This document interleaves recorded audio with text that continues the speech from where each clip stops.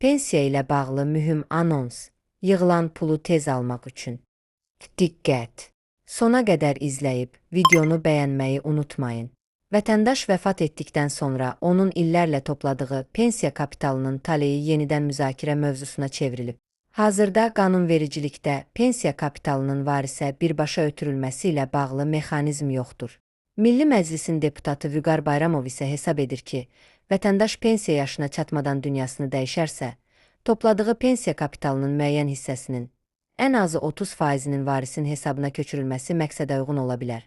Deputat həmçinin vətəndaşların pensiya yaşına çatmadan topladıqları kapitaldan müəyyən şərtlərlə istifadə edə bilməsi ilə bağlı xarici təcrübənin araşdırıldığını bildirib.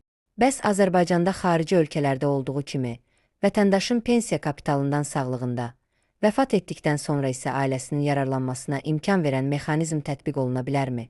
Global Infoza danışan iqtisadçı Günay Hüseynova bildirib ki, bu mexanizmin tətbiqi ilə bağlı müxtəlif təkliflər səsləndirilsə də, məsələ hələlik müzakirə mərhələsindədir.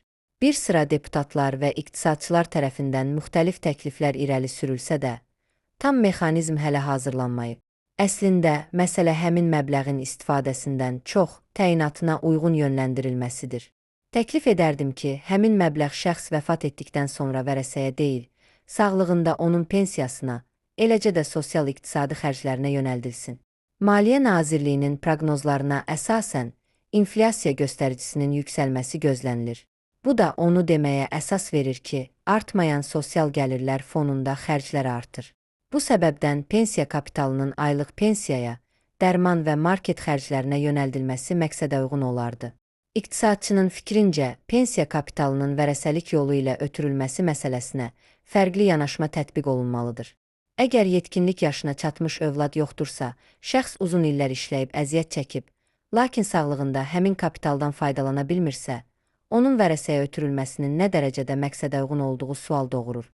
Yeni mexanizm tətbiq edilərkən ilk növbədə şəxsin ev girovu və ya kredit borcu da nəzərə alına bilər.